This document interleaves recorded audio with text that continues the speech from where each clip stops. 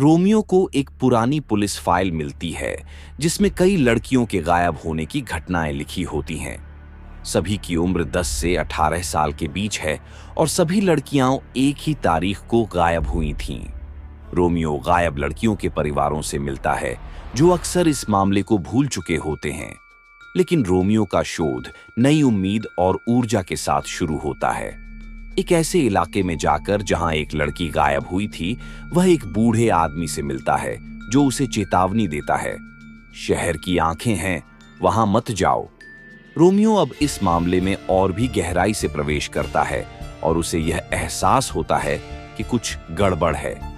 Romeo शहर के record और रिपोर्ट्स को खंगालता है और उसे पता चलता है कि कई सरकारी अधिकारियों और बड़े व्यापारियों का इस मामले से संबंध है। रोमियो जब एक रियल एस्टेट टाइकून के बारे में पता करता है तो उसे लगता है कि इस मामले में उसका हाथ हो सकता है। एक दिन रोमियो इस टाइकून का नाम तक पहुंचता है जो संदिग्ध व्यक्ति हो सकता है। रोमियो को यह एहसास होता है कि इस केस के पीछे सिर्फ एक व्यक्ति नहीं बल्कि एक पूरी साजिश हो सकती है। रोमियो की जांच खतरनाक हो जाती है जब वह टाइकून के करीब पहुंचता है। टाइकून के लोग रोमियो को धमकियां देने लगते हैं और रोमियो के घर को तोड़ दिया जाता है। रोमियो का हौसला और बढ़ता है जब वह अपनी जांच की जानकारी सोशल मीडिया पर डालता है और सार्वजनिक दबाव बन जाता है जिससे पुलिस को कार्रवाई करनी पड़ती है। रोमियो को लगता है कि अब उसे और भी बड़ी सच्चाई का सामना करना होगा, लेकिन टाइकून का एक नया राज सामने आता है। सार्वजनिक समर्थन के साथ रोमियो टाइकून से एक साक्षात्कार में मुलाकात करता है और उसे सच का सामना कराता है। ये खुलासा होता है कि टाइकून के कारण कई लड़कियां गायब हुई थीं, जिन्हें एक अंडरग्राउंड नेटवर्क के माध्यम से शक्तिशाली लोगों के लिए बेचा जा रहा था। टाइकून को गिरफ्तार कर लिया जाता है।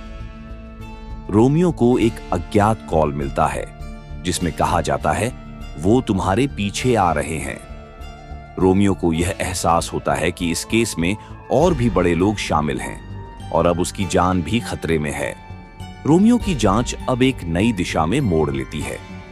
टाइकून की गिरफ्तारी के बाद रोमियो को एक अज्ञात स्रोत से एक गुप्त जानकारी मिलती है जो इस मामले से जुड़े और भी बड़े राज खोलने की चाबी हो सकती है। रोमियो एक पुराने गोदाम में पहुंचता है जहां उसे कुछ दस्तावेज मिलते हैं जो टाइकून से भी बड़े अपराधियों के नाम उजागर करते हैं। इन नामों में कुछ प्रमुख सरकारी अधिकारी और पुलिस अफसर शामिल होते हैं। जैसे ही रोमियो दस्तावेज लेकर बाहर निकलता है, गोदाम में लोग उसका पीछा करते हैं। रोमियो किसी तरह अपनी जान बचाकर वहां से भागता है, लेकिन अब उसे एहसास होता है कि इस जाल में केवल वह अकेला नहीं है। रोमियो को एक अजनबी का फोन आता है जो उसे और जानकारी देने की पेशकश करता है। अजनबी उसे बताता है कि पूरे शहर में एक गहरी साजिश चल रही है जिसमें और भी कई लोग शामिल हैं।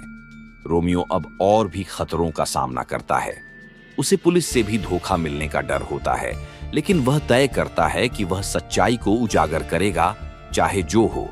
रोमियो पुलिस को सारे दस्तावेज सौंपने जाता है, लेकिन जैसे ही वह पुलिस स्टेशन पहुंचता है, उसे एक धमकी भरा नोट मिलता है। तुम्हारी खोज की कीमत तुम्हारी जान होगी।